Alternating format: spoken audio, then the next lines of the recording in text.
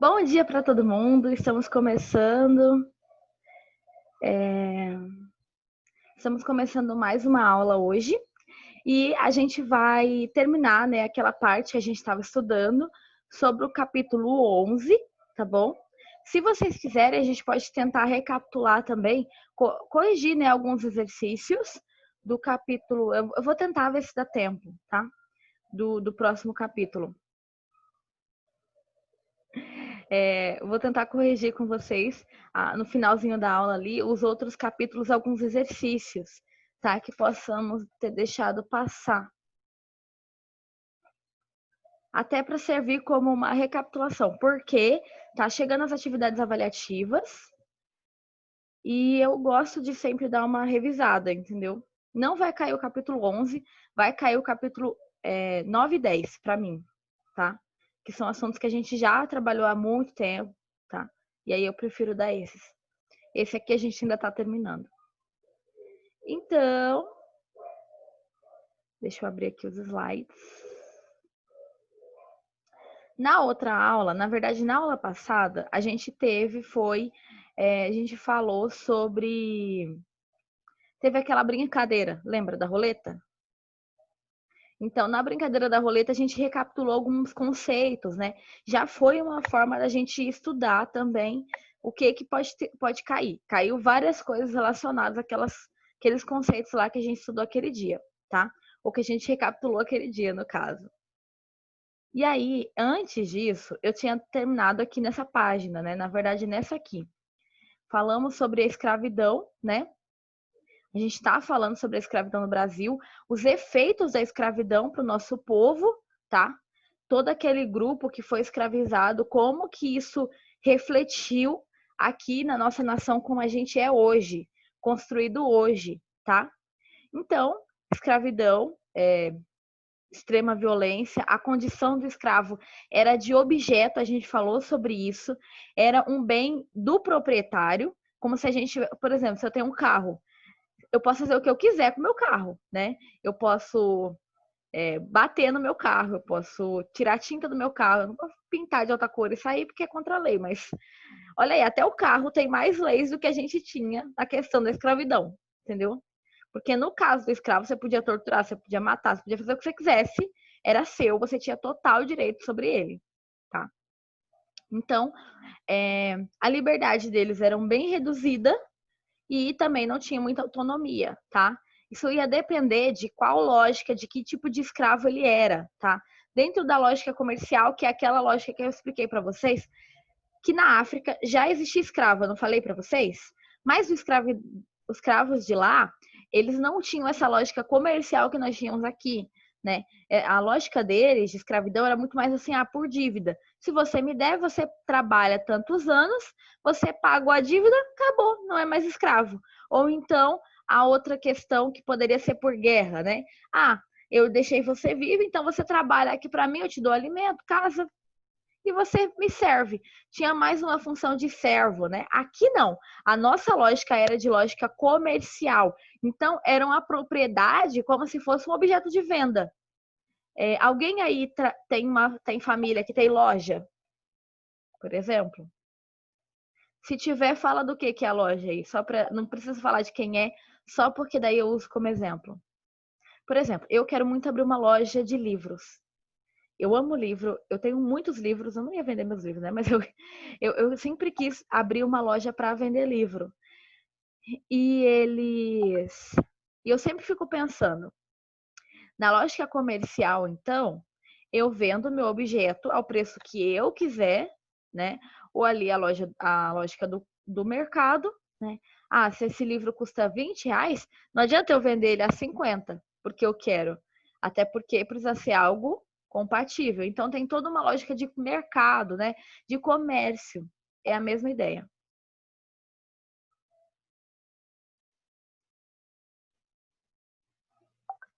Então, além de ser um objeto, a pessoa escravizada era uma mercadoria, entendeu?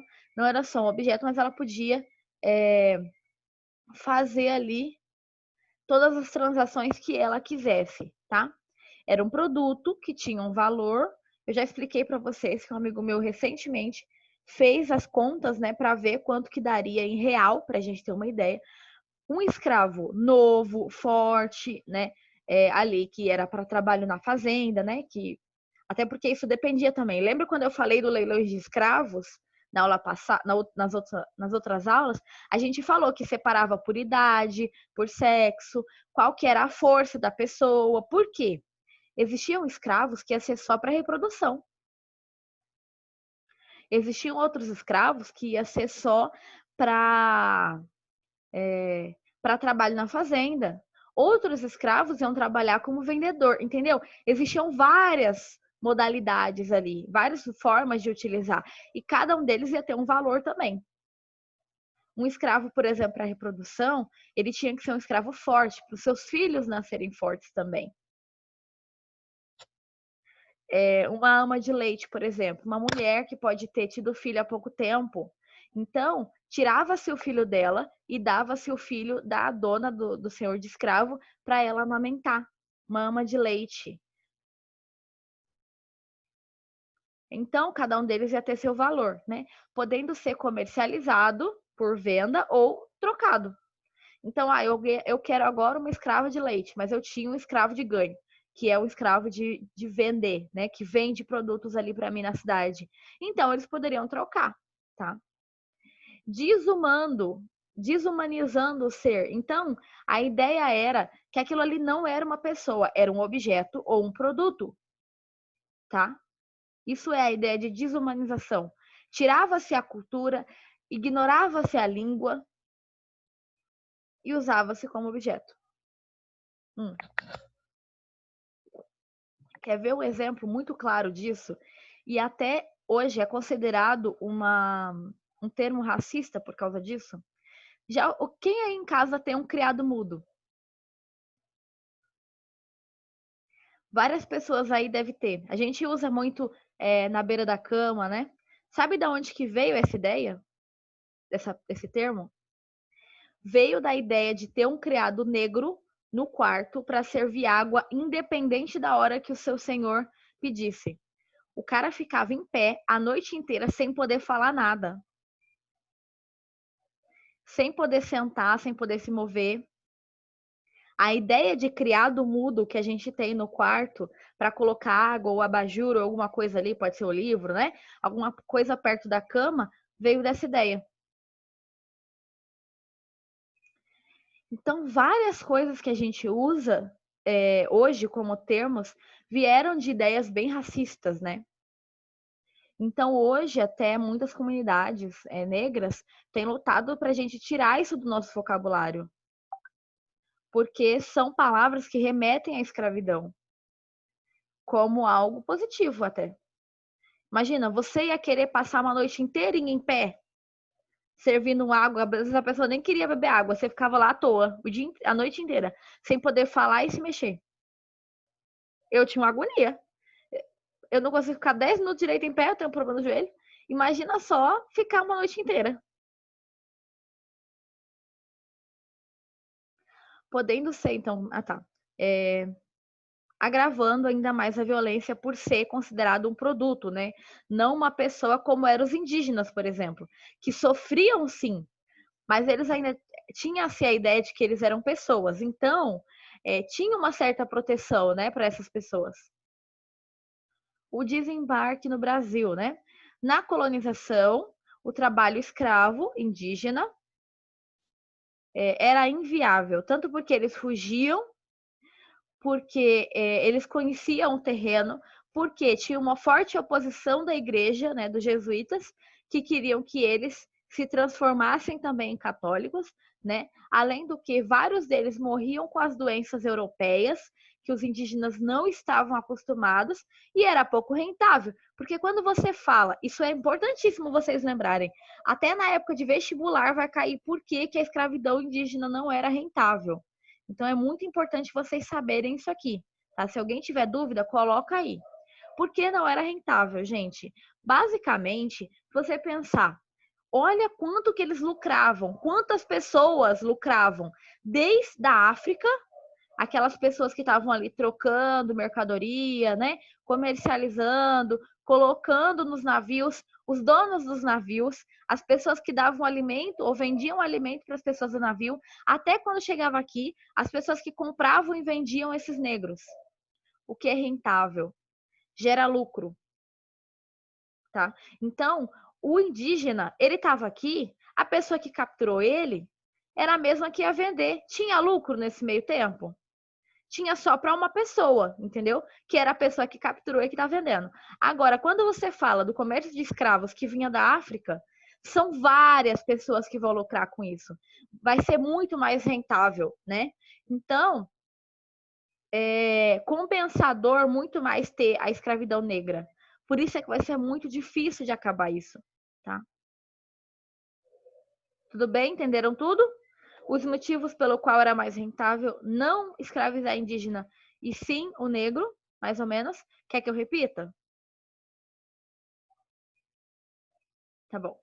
Então, como eu falei, foi então entendido que a escravidão indígena não era tão rentável quanto a negra. Então, eles vão decidir. Então, não vamos ficar escravizando o indígena, por quê? Não compensa. Primeiramente, que eles têm forte oposição da igreja, porque a igreja queria catequizar esses indígenas, a gente falou sobre isso quando estudamos sobre os jesuítas, né? Eles acreditavam que os indígenas eram pessoas, então deveriam sim ser catequizadas e transformadas em pessoas mais próximas dos europeus possíveis, né? Outra coisa é que vários deles morriam de doenças europeias, não tinham anticorpo para essas doenças, então a maioria dos que eles pegavam morria, aí não compensava. Fora que eles conheciam o terreno, então grande parte daquele grupo ali fugia, né? Conseguia fugir, falavam línguas parecidas. Lembra que tem poucos troncos linguísticos que a gente estudou? Então, vários deles, mesmo que não falassem exatamente a mesma língua, dava para entender algumas coisas, então era mais fácil de fugir. Lembra que no africano eles separavam as pessoas que falavam a mesma língua? Então, eles não tinham acesso, pessoas que falavam a língua, ficava muito mais difícil de fugir em grupo, né? Mas principalmente, a questão principal aqui é porque era pouco rentável. Então, é porque apenas uma ou duas pessoas ali conseguia realmente ganhar dinheiro com a escravidão indígena, que eram as pessoas que escravizavam, que sequestravam ali os indígenas, né, para vender, e quem vendia? Só eles. Agora, quando a gente fala da escravidão negra, era uma cadeia de pessoas que ganhava. Os donos de navio, as pessoas que estavam no navio para trabalhar, aqueles que vendiam alimento e água para o navio para ficar aqueles meses que transitava, as pessoas que capturavam, os grupos africanos que também recolhiam pessoas ali em troca de armamento pesado, as pessoas dos leilões de escravos aqui no Brasil ou nas Américas. Tá vendo como é uma cadeia de pessoas que estavam lucrando? Então, fora que aumentava as redes de contato. Vários dos navios usados nesse período de escravidão eram navios holandeses. É importante vocês saberem isso, porque vai acontecer várias revoltas holandesas depois por causa desse fato, tá? Então, os navios holandeses, por mais que esse comércio aqui era muito português, né, espanhol, os navios holandeses é que estavam muito lucrando com isso. Então, vários deles não vão querer que acabe com todo esse tráfico, né? Então, no tráfico negreiro, extremamente rentável, aumentando os lucros, né, da maioria desses grupos, primeiramente vendidos a senhores de engenho, que eu já expliquei para vocês o que era engenho no início, era aquela estrutura que a gente viu no ano passado, lá na... Como é que é o nome do museu que a gente foi ano passado? José Antônio Pereira, né? Aí lá tinha, né, o engenho para vocês verem, que era aquela questão de moer a cana de açúcar, né? Então a maioria deles, os mais fortes, eram vendidos para esses engenhos. O senhor de engenho era o dono dessa estrutura, né? Não era todo mundo que tinha isso. Depois para os proprietários de cana de açúcar, que necessitavam de muita mão de obra ali para o cultivo, né? Porque eles não queriam ficar contratando pessoas para poder trabalhar na cana-de-açúcar. Se tem o escravo que não vai receber nada. Muito melhor, né? Então, escravizados chegavam ao porto, principalmente os portos de Salvador, do Rio de Janeiro, São Vicente, que hoje é São Paulo, né? E Recife. Gente, lembrando que esse porto aqui, ó, que vocês estão vendo, é o do Rio de Janeiro, um dos maiores portos para receber pessoas escravizadas. Para vocês terem uma noção, 60% dos escravos que vieram para o Brasil desceram nesse porto do Rio de Janeiro, tá?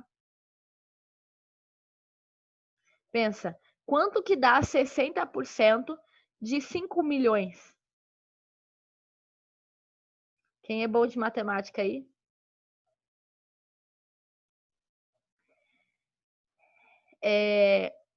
Preparados e bem tratados para participar dos leilões. A gente falou, né, sobre os leilões de escravos. Eram contabilizados pelas autoridades alfandegárias.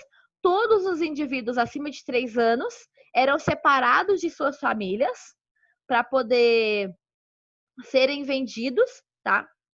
Organizados por sexo, então feminino, masculino, eles eram separados ali. Separava-se o sexo, a idade, as condições de saúde, se era muito velhinho, se estava muito fraco. Lembra que a gente falou do navio negreiro, né? Como que era a estrutura? A pessoa chegava forte lá? A maioria chegava fraquinha. Mas lembra que eu expliquei para vocês que antes do leilão, tinha uma semana que eles eram bem tratados? Dava-se roupa, tomava banho, dava-se bom alimento. Para no dia do leilão, a pessoa tá um pouco mais forte, né? E, gente, os leilões de escravo parece muito. Ouvi dizer que uma novela da Record, A Escrava Mãe, mostra bem isso. Eu não assisto novela e eu não tenho TV. Então, eu não sei como é que é. Mas todos os canais de história estavam indicando para quem tiver aí pode assistir. Eu não sei como é que é, se tem muita coisa pesada, né? Não sei. Mas lá parece que mostra bem. A pessoa olhava os dentes, igual quando você compra cavalo, sabe? Olha o dente, olha o ouvido, para ver como é que tá a condição. Já viu alguém em filme olhando quem compra cavalo? Primeira coisa que olha é os dentes, para saber se está inteiro, para saber se está forte. Então, olhava-se as condições de saúde, e aí isso tudo vai variar o preço. Por que não tem TV? Porque eu não assistia. Eu tenho a estrutura da TV, mas eu não tenho aquela. Eu não tenho TV a cabo, eu também não comprei o digital, então não tenho TV, não dá para assistir nada. Não tem TV aberta, não tem TV fechada, não tem TV. Mas eu tenho muito stream, né? Eu acabo assistindo mais as streams. Porque eu tenho HBO, eu tenho a Amazon Prime, eu tenho a Netflix. E ainda mais um lá de anime.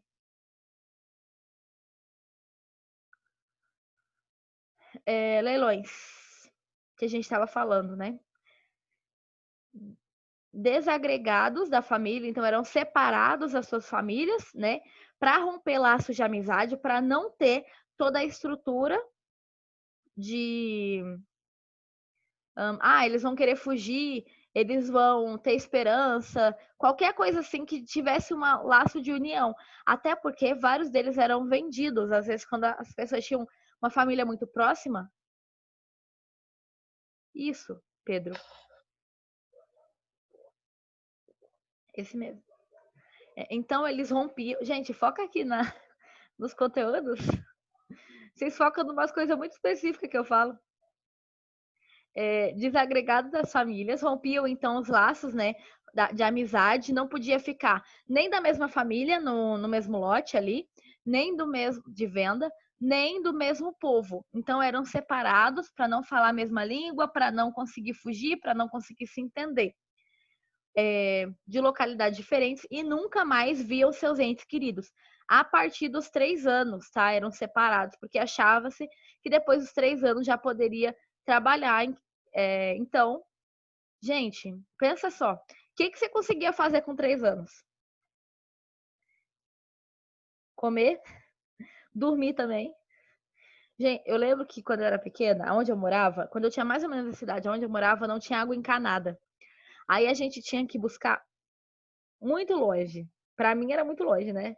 Para minha mãe nem era, mas para mim era. E aí cada um catava um galão de água, uma garrafa de refrigerante, por exemplo, de água. E eu não aguentava. Eu carregava aquelas de 600 ml, sabe? Com 3 anos. Minha mãe ficava assim. Como minha mãe é baiana, desde pequena, ela sempre carregou aqueles potes de água na cabeça, sabe? Onde ela morava, porque ela é do Agreste, né? Então é uma região de seca. E aí ela sempre conta. E eu não aguentava nem um negocinho menorzinho. Ela ficava assim, nossa, era muito fraca. E eu sempre fui meio fraca mesmo. Eu fico pensando, gente, imagina essas criancinhas, coitadinho, trabalhando. E a partir dos 14 anos, o negro era considerado adulto, tá? Então, trabalhava igual adulto. Aí você pensa, vocês têm quase essa idade, né? Vocês iam conseguir trabalhar trabalho pesado? Quem aqui já carpiu alguma coisa na vida? É pesado, né? A enxada é pesada. Você tem que acertar o negócio certo. Nossa, eu sou uma tragédia carpindo. Eu sempre pego o negócio que era para sobreviver. Se você tem que carpir ali em volta da plantinha, para deixar a plantinha viver que aquilo ali é bom, eu arranco a planta. Eu nunca acerto. Então a pessoa era considerada adulta com 14 anos e tinha que trabalhar igual adulto. No pós-venda, levavam uma vida de privações e extrema violência, poderiam ser levados para zonas rurais e cidades ou regiões mineradoras. Meu dedinho quase morreu. As mãos ficam tudo calejada, né? É bem difícil mesmo. Gente, eu vou abrangir aqui para vocês terem uma ideia, mas a gente vai entrar um pouco mais, tá? Na questão da zona rural, se vocês quiserem escrever aí, é bom para vocês saberem. Eu não lembro se isso está no livro, tá? Talvez esteja, mas não com tantos detalhes que eu vou explicar para vocês. Então, o que eu vou falando e você pode ir colocando tópicos. Escravo de zona rural, aí você coloca. Primeiramente, eles trabalhavam enormes jornadas de trabalho, normalmente desde a hora que o dia amanhecia até a hora do dia acabar, poucas horas de descanso, poucos minutos ali de descanso durante o dia. Tinham recebiam pouco alimentação, constante castigos físicos, tá? Muito chicote. A maioria deles eram chicoteados.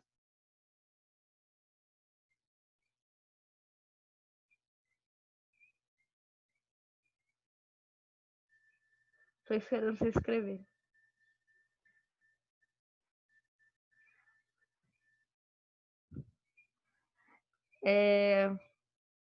Que eu não sei se eu vou conseguir repetir as palavras, mas não vou escrever no chat, não. Vocês têm que escrever também aí. Não entendi o que é para fazer. Basicamente, eu vou aqui resumir como era a vida desses escravos aqui, porque era um pouco diferente a vida de cada um deles. E aí eu tô falando assim, escravo da zona rural. Como que era a vida deles? Eles tinham muitas jornadas de trabalho, normalmente desde a hora que o dia amanhecia até a hora do dia acabar, constantes castigos físicos, principalmente de chicote. A alimentação era bem pouquinha durante o dia e poucas horas de descanso. E eles também tinham normalmente capatazes que cuidavam deles ali. Quem são os capatazes, gente? Meio que era. Se você assistiu alguma série, algum filme. Oh, Deus, já? Tô acabando. Se você já assistiu algum filme, alguma série dessa época, né? Mostra bem os capatazes. Esses capatazes, eles eram normalmente filhos de escravas com os senhores da Casa Grande. Então, eles, apesar de serem filhos de negras, nasciam brancos. Então, eles dificilmente eram considerados como escravos, né? Normalmente, eles eram ali pessoas que iriam... Já viu séries com feitores?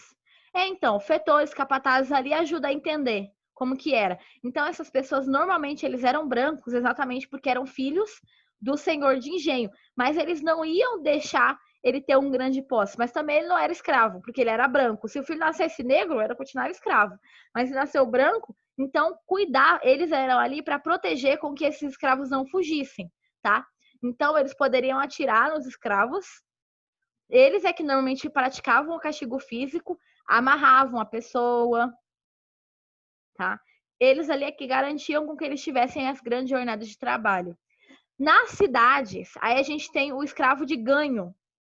O que é a característica do escravo de ganho? Bem importante também vocês saberem. O escravo de ganho, ele tinha um pouco mais de liberdade Ah, tá. Outra coisa do zona rural é que eles moravam em senzalas, que são uma espécie de galpão. Bem importante vocês saberem isso. O escravo de ganho em compensação podia ter a sua própria casa.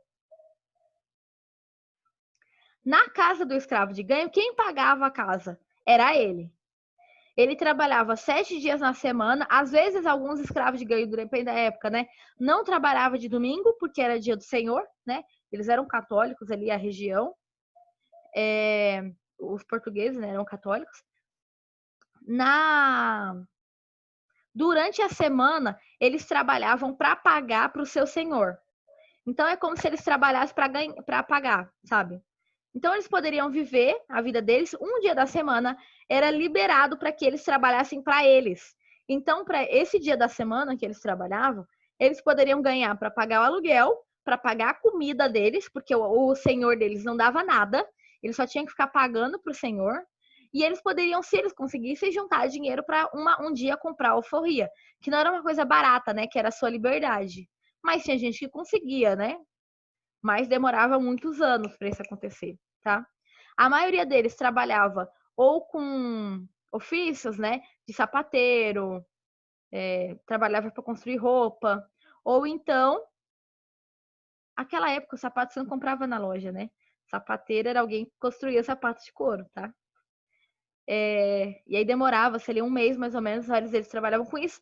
Ou então, as mulheres principalmente trabalhavam como vendeira. Então, elas vendiam ali bala, vendiam produtos que elas poderiam produzir, tá? E tinham as regiões mineradoras, como Ouro Preto, por exemplo, que era quem trabalhava nas minas de extração de ouro, pedras preciosas.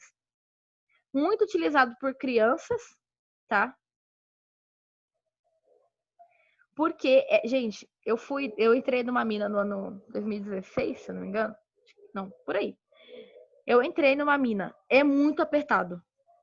E tem um buraco, né, que o cara lá explicou, que é mais ou menos o tamanho da sua. Se você tem azulejo na sua casa aí, desses normaizinhos, não do grande, dos normaizinhos, acho que é mais ou menos esse tamanho o buraco. E aí ele explicou que as crianças até 12 anos que trabalhavam ali, elas tinham que entrar lá, porque era um espaço muito pequenininho, para poder minerar. Então era só por criança essa área, né? Mas outras áreas era para adulto, até porque era pesado, né? Gente, coloca aí o nome de quem está participando da aula, tá? Utilizados na mão de obra agrícola, especialmente nos engenhos de açúcar, nas bases da economia colonial, né? O engenho vai ser a base da economia. Então, a maioria deles vão pro engenho, tá? Vai ser a maioria vai estar na obra na mão de obra agrícola, mas alguns outros não vão estar. Aqui eu trouxe para vocês, né, um engenho, para vocês lembrarem o que é. Então, nas propriedades rurais, cuidavam do plantio, da colheita, moíam nas máquinas, né, a cana-de-açúcar, processavam a cana até virar açúcar, transporte até os portos, também eram eles junto nos cavalos. Imagina o quanto não demorava transportar a cana-de-açúcar até o porto. Não tinha outro meio. Era no burrinho, gente. Demorava meses para chegar lá. E o escravo levando. E cuidavam também da casa grande. Algumas pessoas eram os escravos de casa. E aí esses aí ficavam dentro de casa mesmo para cozinhar, como o criado mudo, como eu expliquei, para servir ali eles, tá bom? O engenho, em médio, tinha em média ali 70 trabalhadores escravizados. Pensa o quanto isso não era em dinheiro, gente. Se mais ou menos um escravo custava 44 mil reais hoje. Quanto que dá isso 70 escravos? Isso um médio. Os escravos de rico, os engenhos ricos, né, tinham bem mais ainda. Os engenhos maiores poderiam ter centenas de pessoas escravizadas. A jornada de trabalho nesses locais era extenuante, então era muito desgastante, né? Começavam às 5 horas da manhã, parando ao anoitecer, pequenos intervalos para alimentação. Crianças a partir de 10 ou 12 anos eram considerados adultos para começar a trabalhar igual adulto. Muitos escravizados morriam de exaustão, a pessoa morria de cansaço por comer pouco, por dormir pouco, porque quando chegava, você ainda tinha que cuidar ali, né? Limpar o ambiente que você morava, lavar sua roupa, né? Tentar ali ter um pouco de dignidade, né? Então era muito cansativo. Era constantemente os acidentes nas máquinas, a pessoa enfiava a mão ali para moer a cana de açúcar e a mão ficava presa e eles tinham que cortar a mão fora, tá? Era muito comum esse tipo de coisa, promovendo lesões ou até a morte, né? Poderia ser, por exemplo, um cavalo soltou e bateu, matou o criado, né? Morriam de doenças, constantes maus tratos e violências, a morria até chicotada, né? Precisavam comprar constantemente novos escravos pela constante morte, né, de escravos. Para diminuir a rotina de trabalho, como é que os escravos faziam para sabotar um pouco? Gente, o que é sabotar? Alguém sabe? Pesquisa aí no Google o que é sabotar. Digamos na escola que eu vou passar um dia para vocês, a gente volta às aulas presenciais, e eu vou passar para vocês. Nesse dia eu falo, vou passar 10 lousas de conteúdo. Vocês vão anotar um monte. O escravo de engenho era escravidão urbana? Não, rural. O engenho era na zona rural. O urbano era na cidade?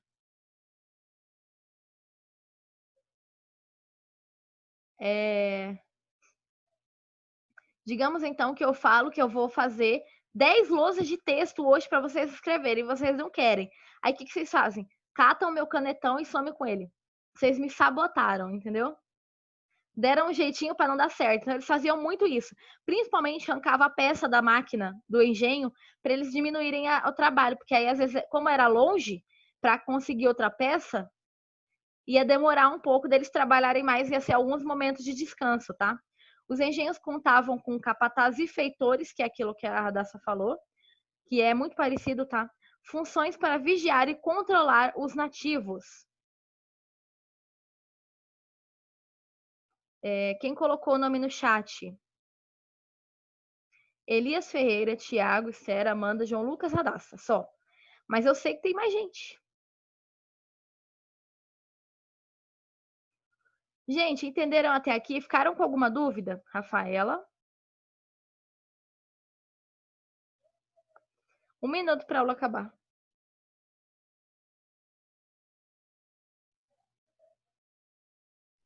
Sem dúvidas?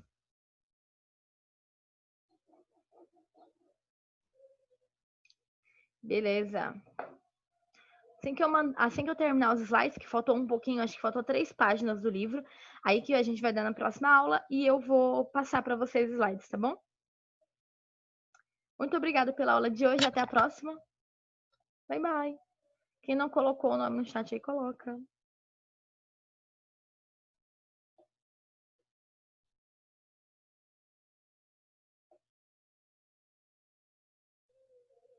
Elias, Neto, coloca o nome de novo, por favor. Rapidinho.